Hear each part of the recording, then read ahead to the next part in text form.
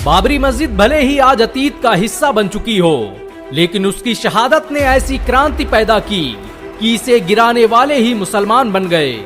बाबरी मस्जिद पर पहली कुदाल चलाने वाले आज इस्लाम कबूल कर दीन का काम कर रहे हैं। इतिहास ने इससे पहले ये मंजर कभी नहीं देखा कि एक मस्जिद को गिराने वाले हजारों मस्जिदों की तामीर का काम कर रहे हों। दुनिया उस वक्त हैरान रह गई जब बाबरी मस्जिद के गुंबद पर पहला हमला करने वाले बलबीर सिंह ने इस्लाम कबूल कर अपना नाम मोहम्मद आमिर रख लिया। उन्होंने सिर्फ इस्लाम ही कबूल नहीं किया बल्कि इस्लाम की तबलीग के लिए जिंदगी भर काम करते रहे। बलबीर सिंह का जन्म हरियाणा के पानीपत इलाके में हुआ था।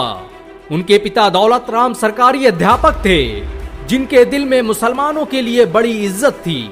वो मुल्क में मुसलमानों के खिलाफ बन रहे माहौल को खत्म करने का काम कर रहे थे, लेकिन उन्हें क्या मालूम था कि कुछ ही दिनों के बाद उनके घर को उनके अपने ही चिराग से आग लगने वाली थी। और ये आग लगाने वाला कोई नहीं, उनका अपना ही बेटा बलबीर था। आज तक को दिए गए इंटरव्यू के मुताबिक बलबीर बाबरी मस्जिद पर चढ़कर पहला हमला करने वाले लोगों में शामिल थे। जवानी के जोश में डूबे बलबीर इतिहास के माथे पर लगे इस कलंक को बस मिटा देना चाहते थे। उन्हें बताया गया था कि इस इमारत का ध्वस्त होना बहुत जरूरी है, लेकिन जब वो बाबरी की जर्जर इमारत पर वार कर रहे थे तो उन्हें लग रहा था कि वो हमला बाबरी की दीवारों पर नहीं बल्कि अपने दिल पर कर रहे हों। बाबरी मस्जिद को शहीद करने के बाद बलबीर जब वापस पानीपत आए तो उनका किसी जाबाज सिपाही की तरह इस्तकबाल किया गया, लेकिन कुछ ही दिनों के बाद उन्हें पागलपन जैसी कैफियत महसूस होने लगी। उन्हें जल्द ही एहसास हो गया कि उन्होंने खुदा के घर को शहीद कर बहुत बड़ा अपराध किया है।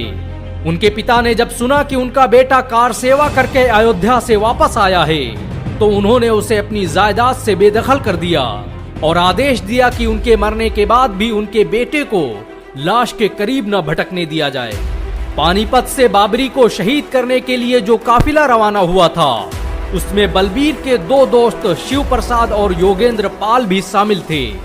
शिव प्रसाद और योगेंद्र पाल को भी उसी मानसिक बीमारी से गुजरना पड़ा जिससे बलबीर गुजर रहे थे।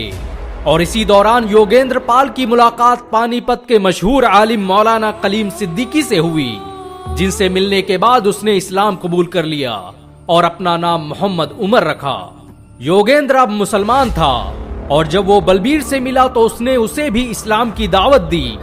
योगेंद्र ने ही बलबीर की मुलाकात भारत के जाने माने स्कॉलर मौलाना कलीम सिद्दीकी से करवाई और फिर यहीं से वो कहानी शुरू हुई जिसने बलबीर को मोहम्मद आमिर में तब्दील कर दिया। बलबीर कई महीनों तक मौलाना कलीम सिद्दीकी के मदरसे में रहकर सुकून की तलाश में भटकता रहा।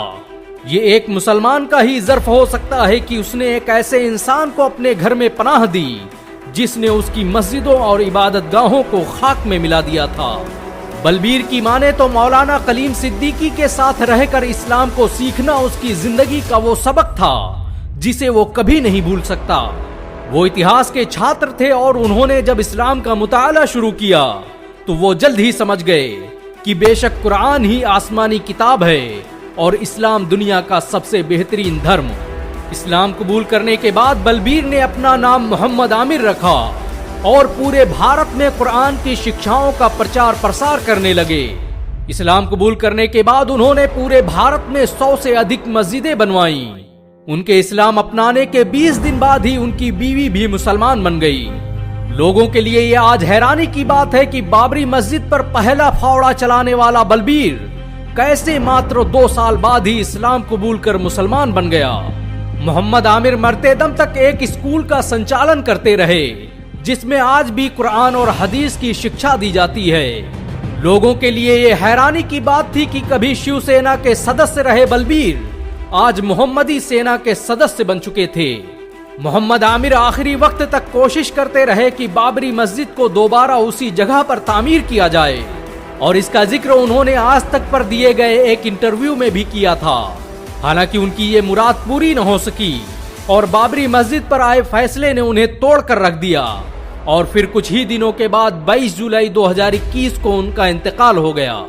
6 दिसंबर मुसलमानों के साथ एक अलग ही कहानी लेकर आता है, लेकिन बलबीर की माने तो हमें इससे मायूस होने की जरूरत नहीं है, बल्कि 6 दिसंबर को एक नई मस्जिद बनाकर उसे आबाद करने की जरूरत है और उस इस्लाम को लोगों तक पहुंचाने की जरूरत है जिसके लिए हमें इस दुनिया में भेजा गया है।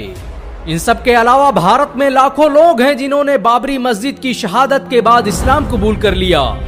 बाबरी मस्जिद भले ही शहीद हो गई, लेकिन उसका इतिहास आज भी लोगों के दिलों में जिंदा है।